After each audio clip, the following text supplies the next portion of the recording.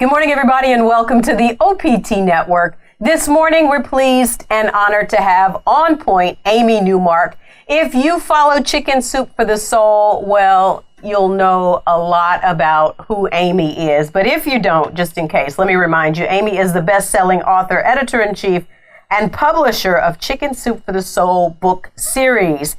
Since 2008, she's published 133 new books, most of them national bestsellers in the United States, Canada, and more than doubling the Chicken Soup for the Soul titles in print today. Well, Amy joins us all the way from beautiful Greenwich, Connecticut, to talk about the latest release, or one of the latest release, 101 stories about being confident, courageous, and your true self, the empowered woman. Amy, good morning and welcome back to the OPT Network.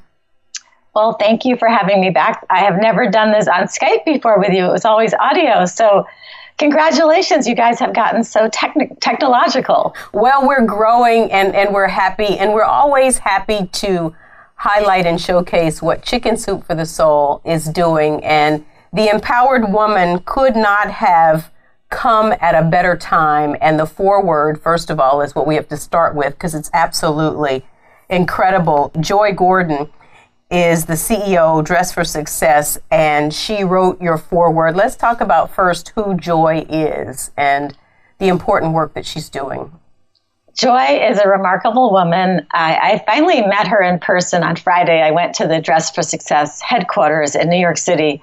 Amazingly, when she joined them in 1999, so she's been there almost 20 years, they were operating from a church basement on West 4th Street in Greenwich Village in New York, and they just helped women put together their outfits for their job interviews.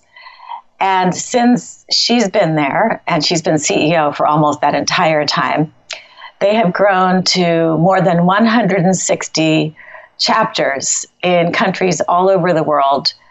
You'd be hard-pressed to find a place in the United States that doesn't have a Dress for Success available for the local women. And you can donate clothing to Dress for Success at collection points all over the country.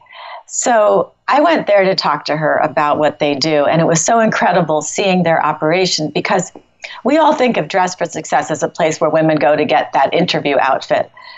But before they even give them the interview outfit, the women come in there and they help them look for the job and get the interview. Then they help them practice for the interview. Then they dress them for the interview, which is such a confidence builder, because even though we're all told, you know, it's what's on the inside that counts, not what's on the outside, of course we feel better when we're properly dressed for an interview. It just gives us that extra confidence to walk into that interview and just ace the interview.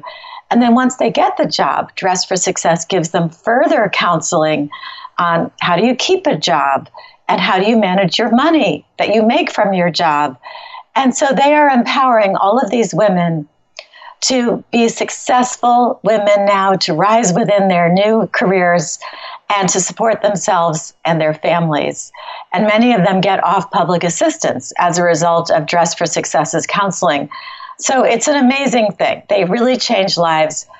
I had gone through my closet right before I went in there because 2 weeks ago I had tried on a suit and the pants did not fit at all. And I thought, be realistic, these pants are never going to fit you.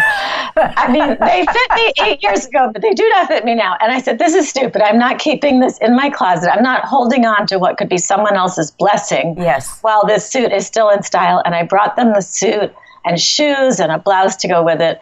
And they loved it. And I have to say, I felt so good. So I strongly recommend that everybody go and find a fabulous confidence-building interview outfit. Take it to Dress for Success and just think about that woman. Imagine that woman who's going to wear that suit, pantsuit or a skirt suit or a dress with a jacket, and how she's going to go to that interview and change her life. Absolutely. And what I love most about Dress for Success is it's helping women that have had some road bumps or some pitfalls in their life and helping them to really recalibrate and reset. Yeah, and that's what our book is about. So Chicken Soup for the Soul, the Empowered Woman, supports its readers and empowers its readers to build their confidence and their courage and their ability to be true to their real selves.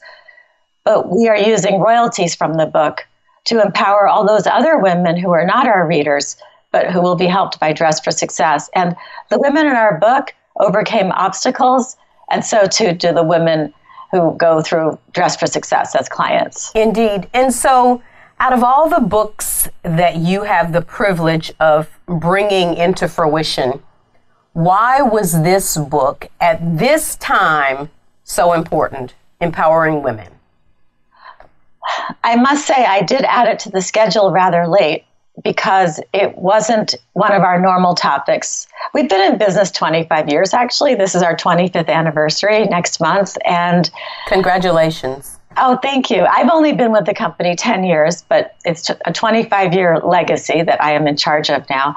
And we are always fresh and relevant because we crowdsource our books, right? All of our stories are written brand new for us for each topic. And I'm able to do whatever I think is top of mind. And we notice so many stories coming in from our writers, even though they were writing for other book topics, they wrote about becoming empowered. And with everything going on in the news and the personal experience of my own friends and my own experiences with some sexual harassment, some male chauvinism, and then in general, not even those topics, but just in general, I know that women are rather self-effacing.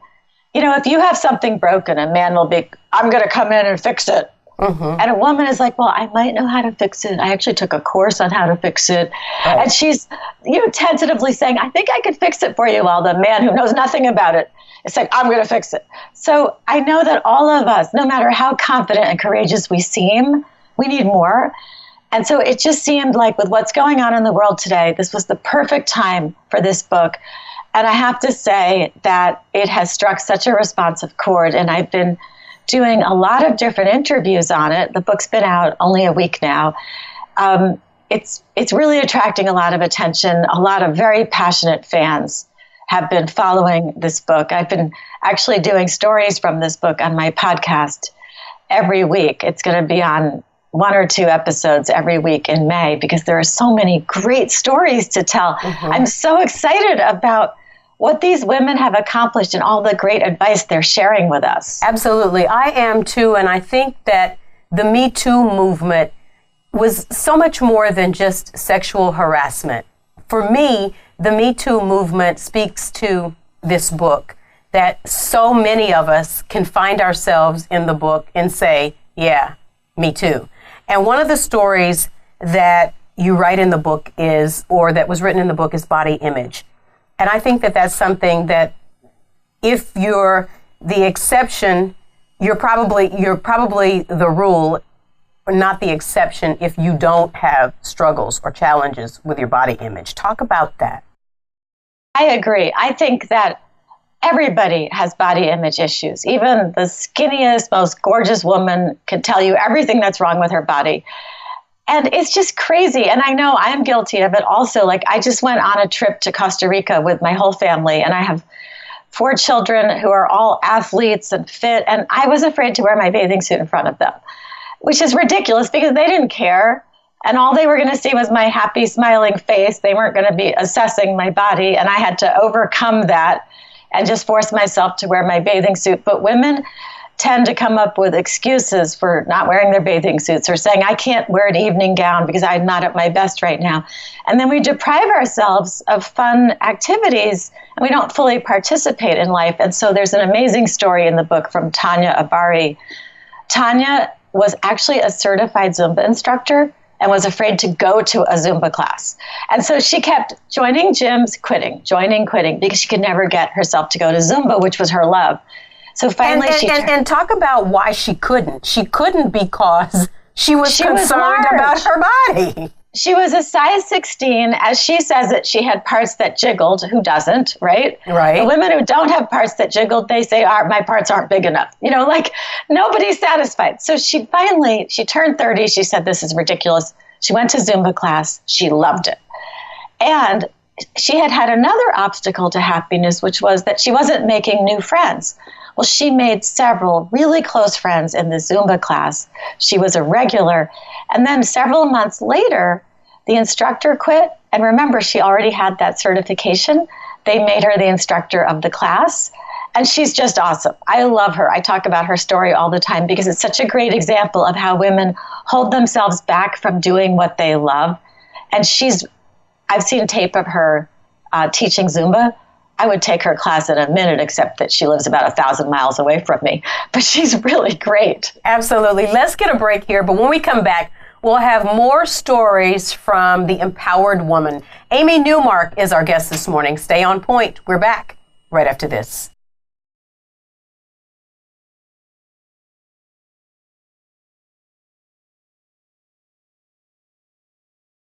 Welcome back, everybody, to the OPT Network. Our guest this morning on point is Amy Newmark. She is the editor-in-chief and publisher of Chicken Soup for the Soul. Chicken Soup for the Soul is no stranger to the OPT Network, but we have Amy for the first time visually since we have been having them on the show this morning. We're talking about the empowered woman, 101 stories about being confident, courageous, and your true self. And so we talk about the Me Too movement and the stories in this book that every woman can look at every other woman's story and hopefully feel encouraged. And one of the things that was written was facing fears and how we all have challenges with our fears. Let's talk about that. Yeah, so Me Too, the Me Too movement is mostly, celebrities and famous people talking about what happened to them. But empowering women happens every single day in those everyday moments as well. And so in Chicken Soup for the Soul, the empowered woman, I have the really big stories about suing your boss for sexual harassment, and I have the really little stories. Because every little thing we do to empower ourselves adds to our general reserves of courage and then helps us through the big things. So an example of a little story that really tickled me was one by Jennifer Kathleen Gibbons. And in this story, she went into her backyard and she found this big dead rat. And she did what every woman does. She screamed, eek, eek, eek, and she ran back into her house. And then she didn't go in her backyard for another day. And then she said, okay, I have to deal with this. There's no man around to do this for me. I am going to take care of this big dead rat. And she put on rubber gloves and she got newspapers and a trash bag and she went out and she picked up that rat, probably going ee ee ee the whole time she was doing it, stuffed it into the garbage bag, ran around to the side of the house, threw it in the trash bin, and ran back inside, washed her hands, and was so proud of herself. And so these little things also empower us. And another way we empower ourselves is by doing new things that we're afraid of. So we have a story from Susan Karras about how she never participated in activities with her husband and her children when they went on trips. And then finally she said, I'm going to force myself to go ziplining. She did it. She was so proud of herself. She started signing up to do everything that she had previously been afraid of. Absolutely. And don't you think that now in the culture and the climate that women are in, that they're all beginning, many of us are stepping out of our comfort zones and really stepping into our passion and our calling. And for a long time, and it's evidenced by many of the stories in the book, women have cowered and not really been able to express their true selves. I think that's true. And I think that is why even doing those little everyday things that you're afraid of is so valuable, because it builds. You pick up the dead rat and the next thing you know, you're ziplining. And the next thing you know after that, you're standing up for what's right at work. And it does build, and it is very important to pursue your passions. That is one of the key points that we make in the book. Besides stepping outside your comfort zone, if you pursue your passions, you will feel so empowered and you will be so alive and good at what you're doing. I know there's a story that you loved by Nicole Mullis called Unintentional Lessons, and it's about how her mother actually loved writing, and Nicole found her mother's writing, and then that empowered Nicole to pursue writing herself. She actually got a novel published, and then she passed it on to her daughter because she discovered that her daughter was so proud of her. And, if you have daughters, they don't always tell you that they're proud of you, right? And so it really is. I'm glad you brought up passion, pursuing your passion, because that is so empowering in itself, whether it's working at the local dog shelter because you're passionate about animals, whether it's changing your cooking style to pursue your passion for vegetarian cooking, or whether it is switching jobs to do something that really matters to you, like helping people, like becoming a coach, whatever it is. Absolutely. And one of the reasons why we wake up and we do the show every single morning is simply to help people and empower them to find their passion. So many people that are listening and watching right now are living, working, and walking in what I call drudgery. You can't stand where you are, but you don't have the courage to step out into the next thing. And what I loved about the story that you just shared was, here's what she said. She said, I have learned that the road to this kind of legitimacy, because that's what she was seeking, legitimacy, is paved with rejection. And for most of us, we're so afraid of rejection that we never even try. That is so true. And one of the things that I have always thought of is that if you accept the fact that to succeed at something, you must go through a certain amount of rejection. Let's say you want to get your novel published. Let's say you need to be rejected by 50 different publishing houses before you're going to find the one that likes your novel. Every time you get a rejection, say, oh, good, that's another one on my path to 50 rejections before I finally achieve success. But look at each rejection as just a stepping stone on the way to success. There's no way to become successful without experiencing some rejection along the way. So rejection is just the fuel that you use on your journey to achieving your goal. And we know that in theory and even in truth. But let's face it, when you get rejected, and Kathy Hughes, who is the owner of Radio and TV One, has talked about, being told no for the loan that would ultimately catapult her into the great success that she is today 50 times. And on the 51st time, she got the yes. But most people today, especially, don't, I think, have that kind of tenacity. So how do you, because you're talking to so many people and you're having to tell people no a lot. How do you help them understand it's not a rejection of them and their work?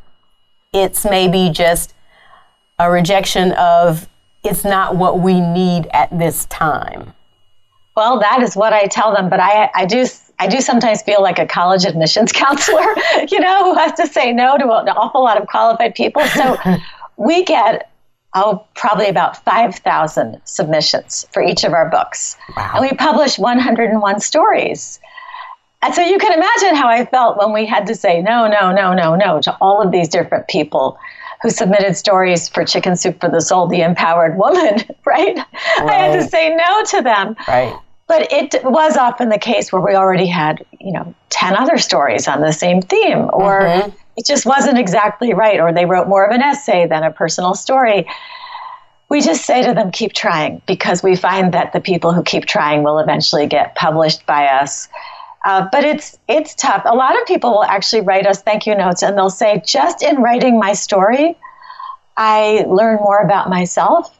I took ownership of this particular moment in my life, and it was so empowering just to put it on paper. And that always makes me feel better that I'm helping people, even by giving them the chance to have a deadline to put their thoughts on paper. And I think that's powerful. And there will be, even as we're having this conversation today, people listening and watching that want to make a submission to Chicken Soup for the Soul. And, sometimes it's just about finding out what was needed and what could make it better. But oftentimes it's just that right story at that right time. It may have nothing at all to do with, the other people who submitted it, just maybe wasn't the right story at the right time.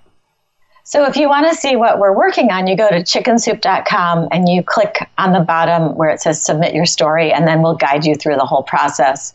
And it is interesting that in our book about the empowered women, a number of people did say that writing was their path to empowerment. There was this one woman who said that she went straight from living with her parents to living with her husband. And so she was a daughter, and then she was a wife, and then she was a mother, and then she was a daughter again to older parents. But who was she? Her name was Jane. And she said, who is Jane? Mm-hmm. And she found her path to refinding herself by writing. Absolutely. But it doesn't have to be writing. It could be going and changing jobs and getting that job that makes you want to go to work each day. Like Joy Gordon at Dress for Success, who said to me, I don't have a job.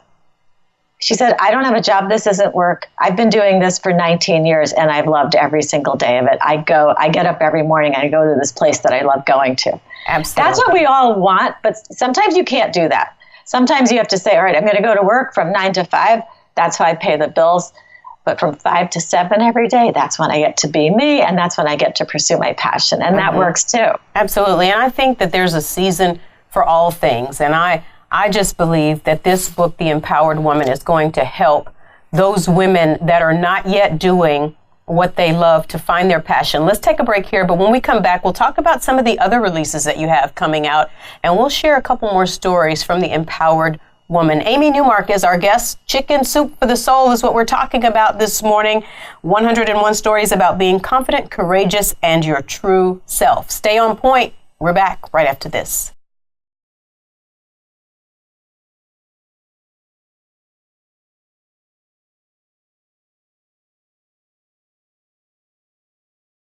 Welcome back, everybody, to the OPT Network. Our guest this morning is Amy Newmark. She is the editor-in-chief of Chicken Soup for the Soul. She's also the publisher. We're talking about 101 stories about being confident, courageous, and your true self. It's entitled The Empowered Woman.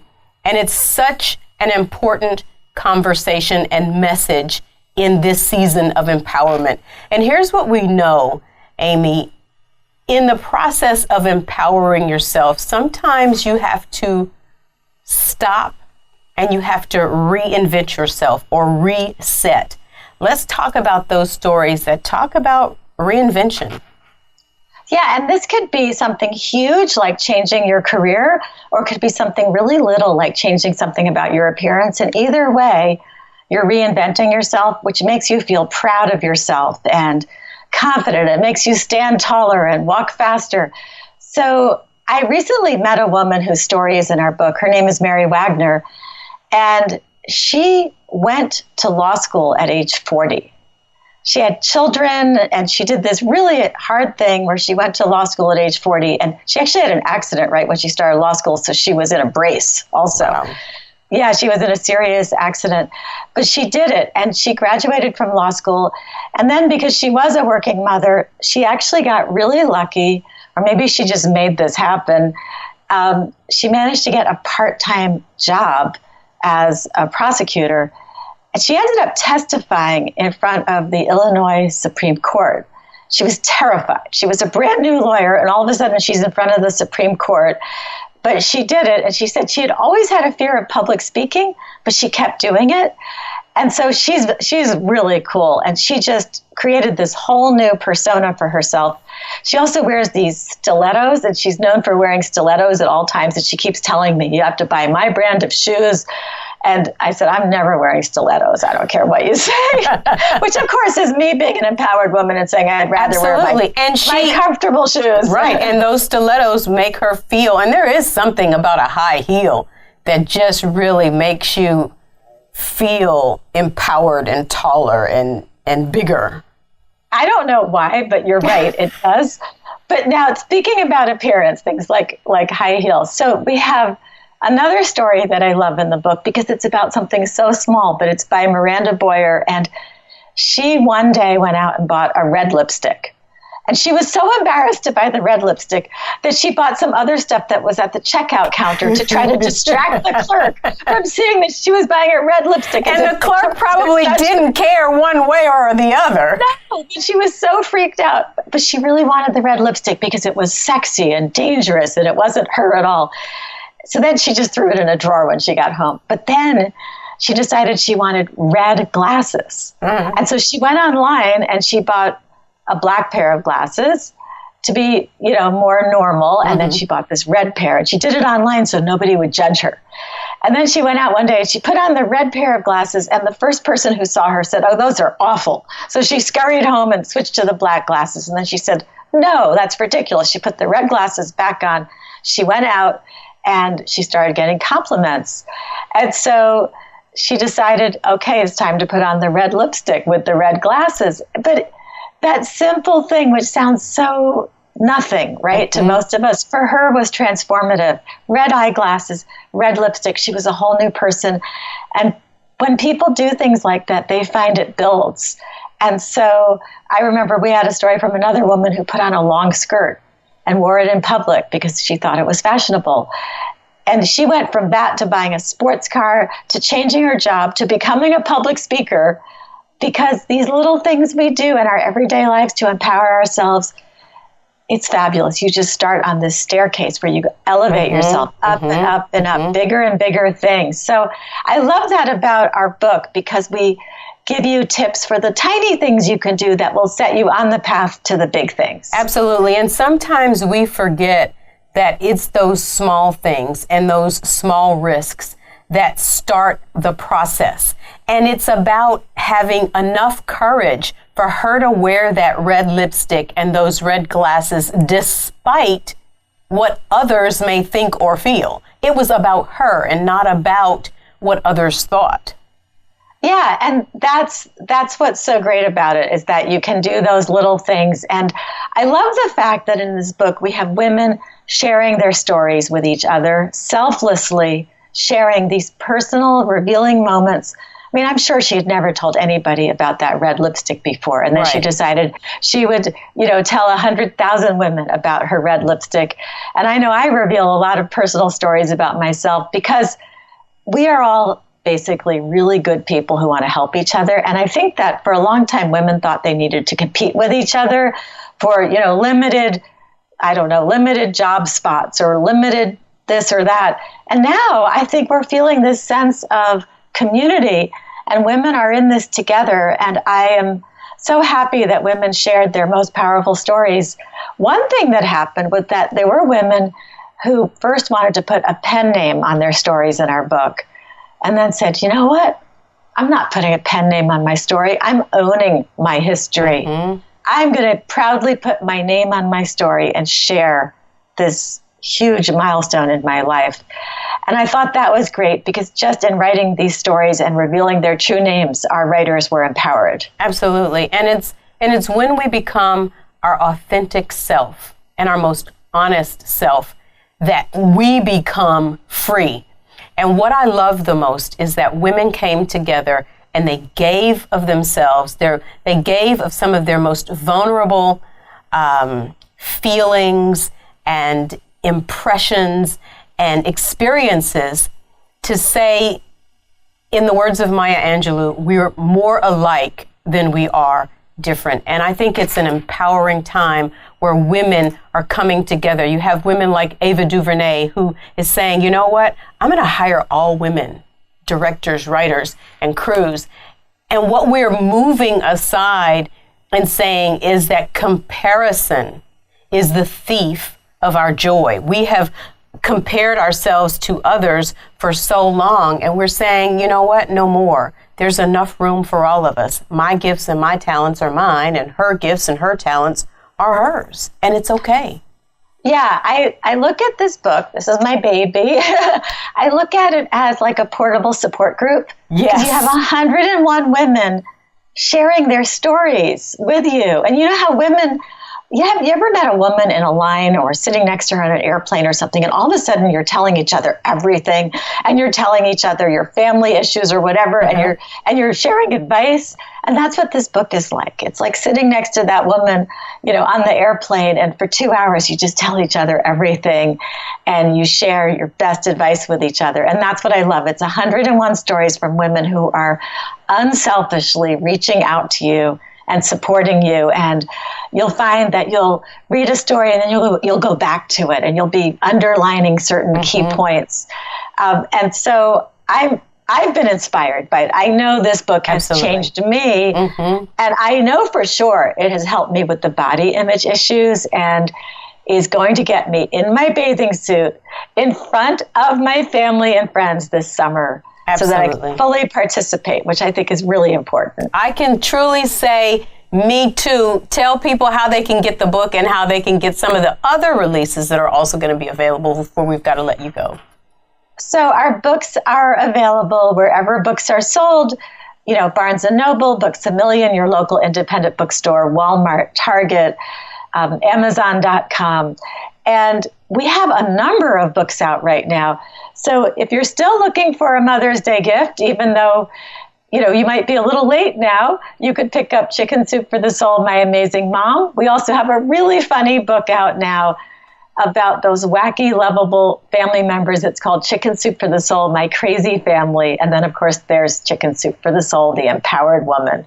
Indeed. Amy, thank you for taking the time, and thank you for the empowering work that you and your team continue to bring to all of us. Thank you so much.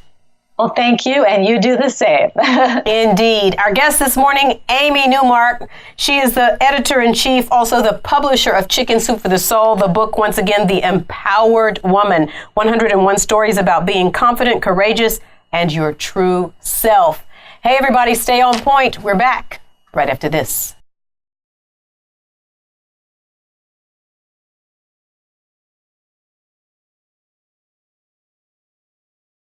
Good morning, everybody, and welcome. I'm Carlette Christmas. And I'm Glenda Stock, and this is our final point today on Point. Glenda, another great just subject matter. Yes. And to be affiliated with Chicken Soup for the Soul in that every time they have a new release, they connect with us and they want to share what's going on. And what any better time than this. Absolutely. Than to talk about the empowered woman. I love this book. Listening to Amy today talk about these different stories of these women's and how they got there just takes us all. You know, Yes. There's not a one of us in the room today that's female that cannot identify with so much of what she's talking about. And, you know, over the years, and as I kind of sat and listened to her, of course, it takes me back, way, way back, to when I first met David. And the first thing he told me he wanted to do is learn to scuba dive. And I'm like, wow, I don't even swim. You don't swim? I didn't then. But I learned to swim. And this was 30 years old. I mean, we're not talking a little 16-year-old here. And I went and took some swimming lessons, and I went and learned to scuba dive with him. Wow. And I'm telling you, when I accomplished that, I can't tell you how great I felt, because I had always had this fear. You know, my mom had a relative of hers, very young, drown. And so as a result, we weren't around swimming pools. We didn't go, you know. Y'all weren't getting in the water. We weren't getting in the water. No, ma'am. So it just took me back to that place in my life where I'm like, wow, you know. How that empowered you. Yes. And I remember the fears of learning that. I remember the first day that the instructor said, you're going to have to put all this equipment on, and you're going to have to jump in the deep end of the pool, and you're going to take all this equipment off at the bottom end of the deep pool, and then you're going to put it back on. Oh, wow. And I'm like, well, you may as well just go ahead and shoot me now. You know, this is not going to happen for me, the person that only learned to swim just yesterday almost. But of course, what I learned in scuba diving is with the equipment and with the oxygen tanks and with all of this, swimming is the last thing you need to be worried about. Okay. You know, knowing how to. Do you scuba dive? I don't. Well, knowing how to operate the equipment and understanding the buoyancy in your body, and you know that truly, if you learn to master the equipment, it will take care of you under the water. But you have to learn how to do that. But so yes. You know, the freedom of doing something that you have long suppressed a fear about is just so enlightening and freeing in so many ways. And does that empower you then to go on and do other things and to conquer other things that maybe you thought you couldn't or you wouldn't? Carlette, I think any time that we take on a task that we haven't done before and that we know we have an apprehension about it, and we conquer it to a degree. Right. We don't have to be perfect in it. But if we conquer it to a degree, like I was able to take that trip then to Australia and dive in the Great Barrier Reef. Oh, amazing. So look at the reward. Yes. You know, Yes. that occurred as a result of taking that journey of fear and turning it into something that I actually became incredibly proud of. And I was pretty good at it. Absolutely. You know? And don't you love that at this time, she's talking about empowering women and how we can come together